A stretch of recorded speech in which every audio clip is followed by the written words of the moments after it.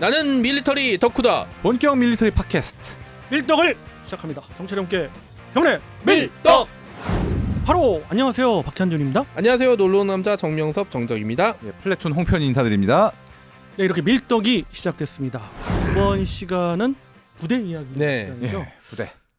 지난 부대자로. 시간에 이제 그 수도 군단을 네. 이야기했고 이번에도 역시 수도자가 들어가요. 네. 그러다 보니까 청취자분들께서 예하 사단을 좀 헷갈리시기도 저도 하고. 그랬으니까요. 그런가요? 헷갈렸어요. 아, 네. 그런가요? 예. 네. 그렇지만 우리나라의 그 군 역사상 수도자가 들어가는 그 명칭의 부대는 사단급 이상의 부대는 총 3개가 있었어요. 그러니까 헷갈릴 수밖에 없죠. 그렇죠. 네.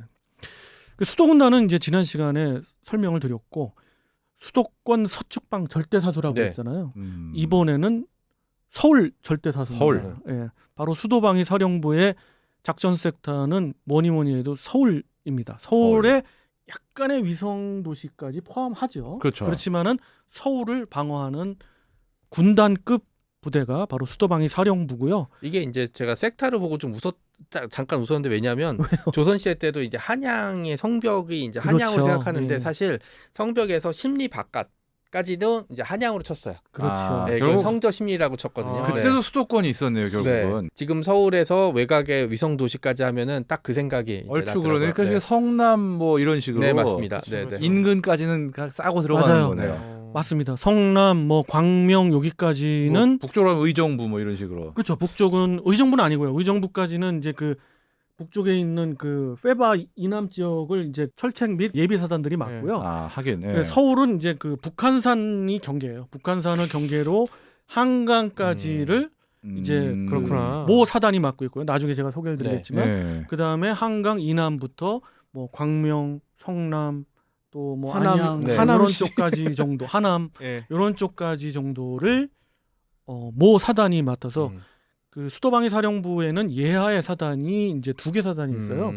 지역 방위 사단인데 52사와 56사가 있습니다. 56사가 앞서 전자로 말씀드렸던 북쪽을 맡고 있고요.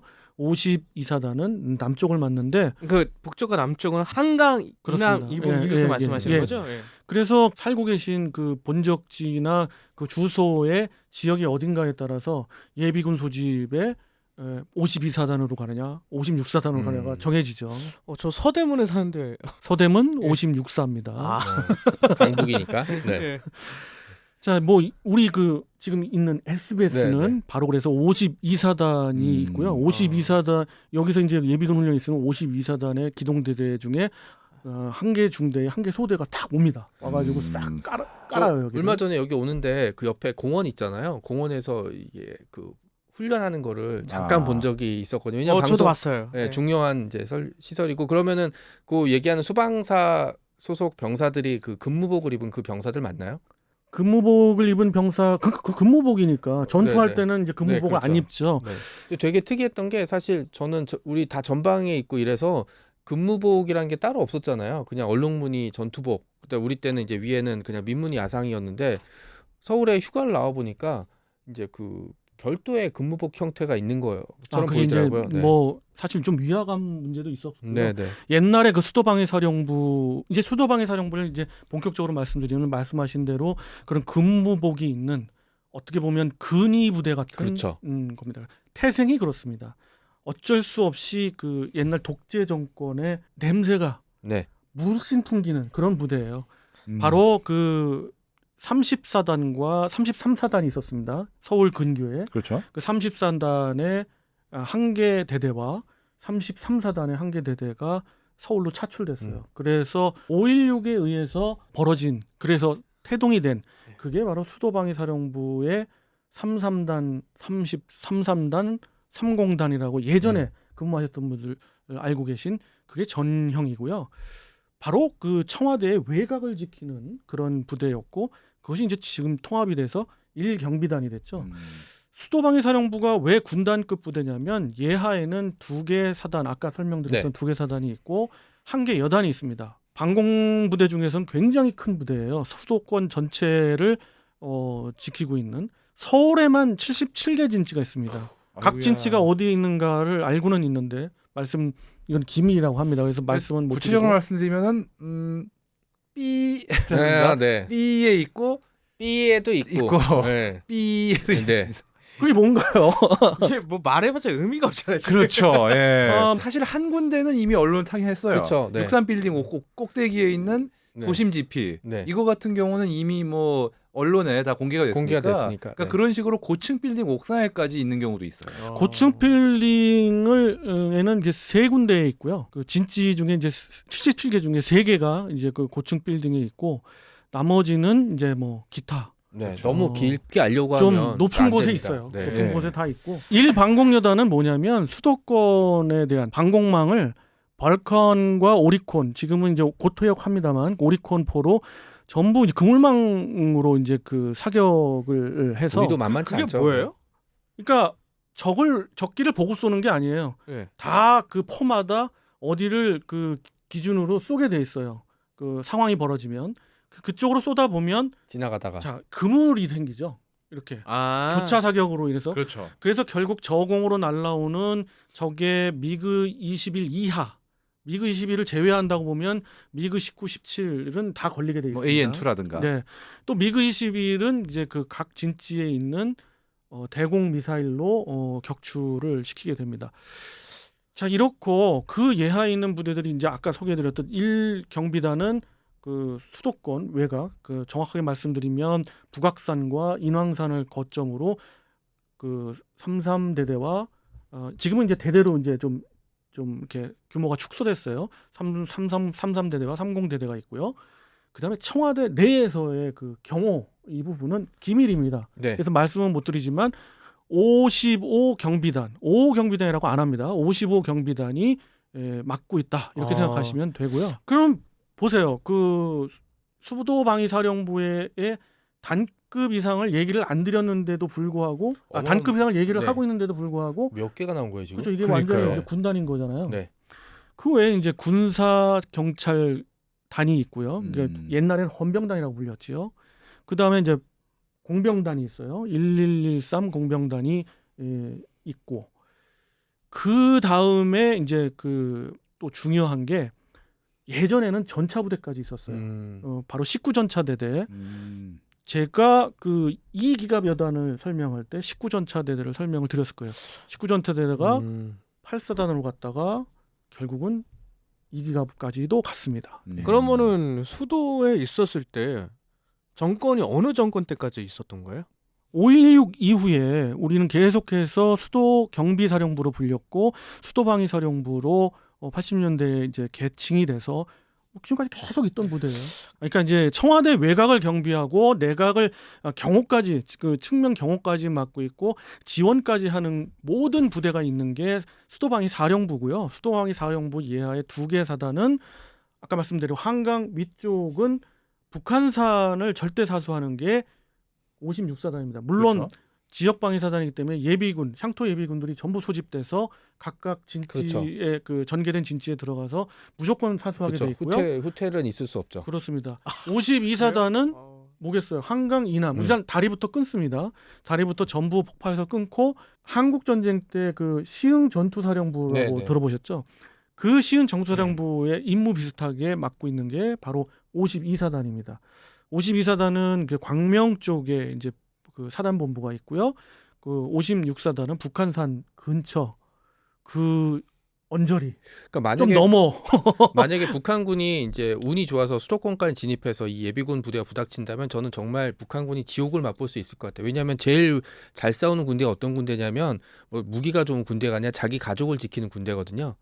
그리고 이제 우리 동네가 익숙하기 때문에 그렇죠. 예, 지형적으로 분명히 유리한 부분이 있다고 봐요. 그리고 이제 사실은 좀 민감한 문제긴 한데 이 독재 정권일수록 사실 이제 자기 경호 굉장히 중시하거든요. 그래서 이제 사실은 이제 그런 전차 부대에서부터 집중됐다가 최근에는 이렇게 점점 이제 좀 파지고 사실 수도권에는 너무 전력이 전차대대까지 뭐 집중되어 있을 필요는 저는 그래서 또 당연히 좀- 다 뺐어요. 그렇죠. 그런 이유 때문에 뺐고 그리고 전방도 이제는 뭐 그 소개할 때마다 말씀드렸지만은 방어 개념을 떠나서 최선의 방어는 결국 공격이라는 그런 쪽으로 해가지고 그렇게 전략이 돼 있어요. 그렇기 때문에 수도방위 사령부 쪽에는 포병 전력까지 뺐어요. 그래서 그렇죠.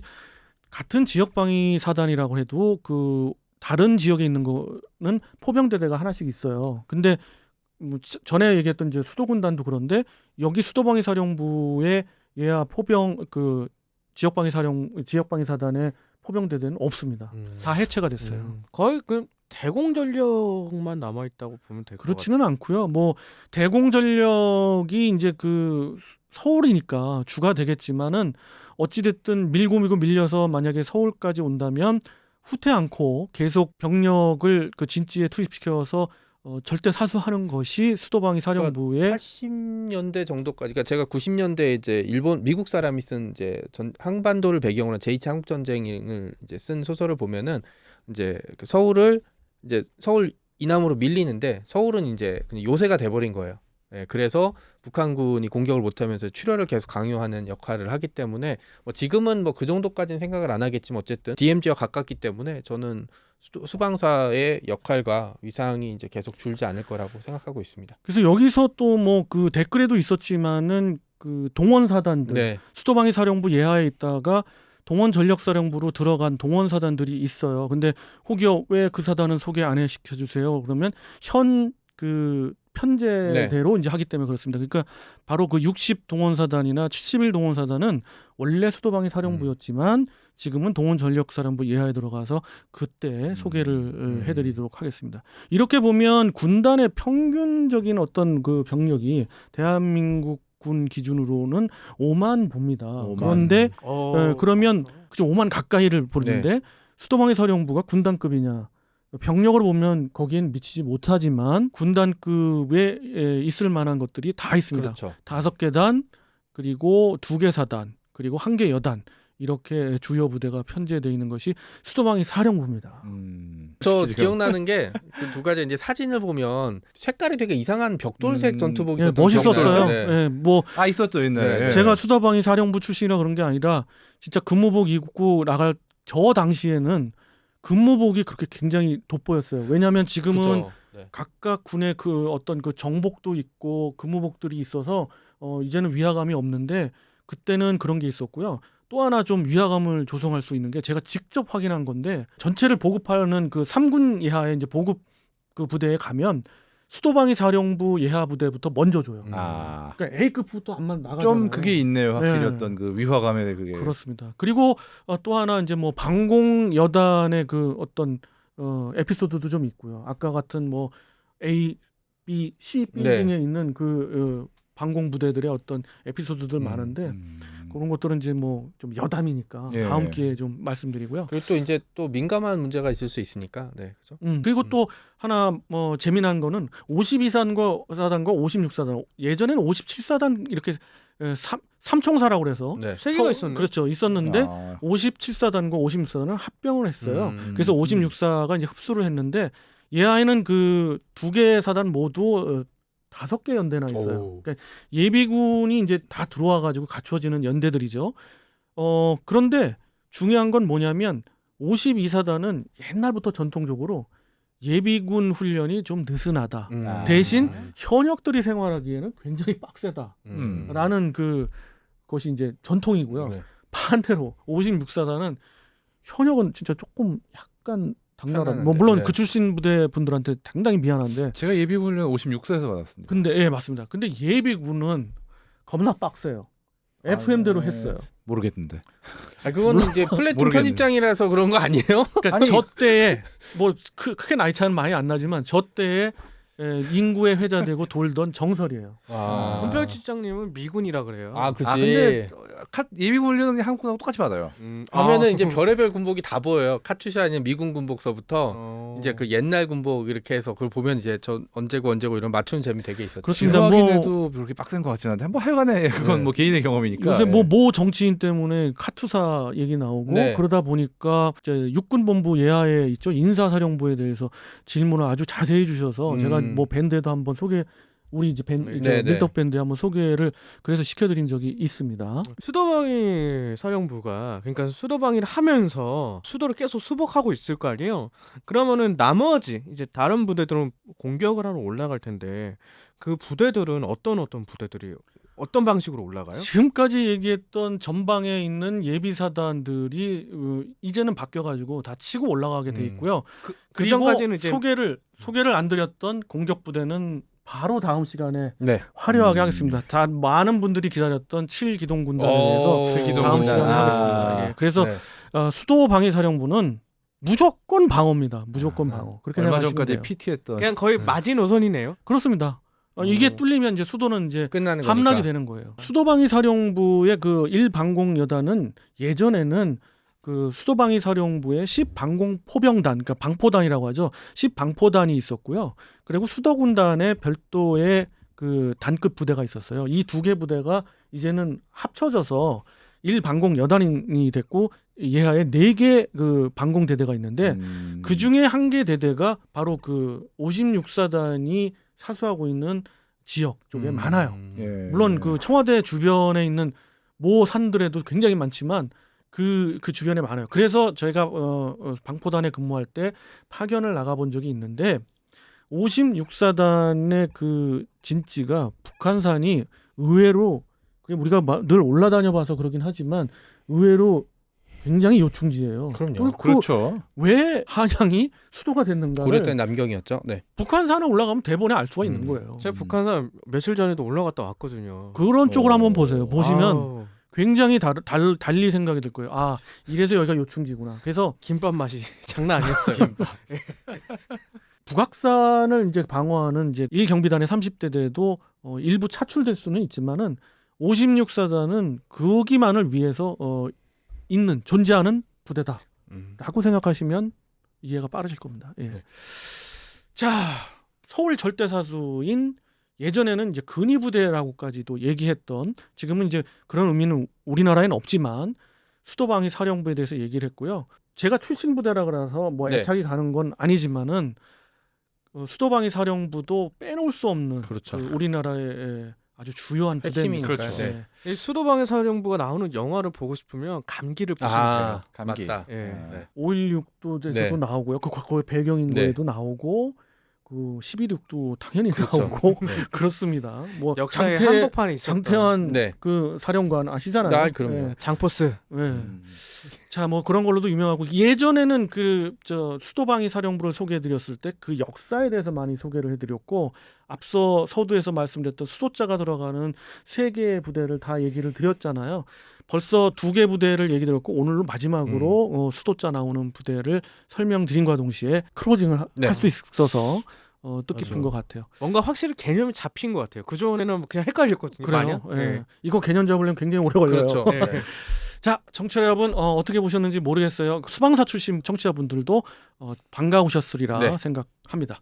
청취자 여러분께 경례 밀떡!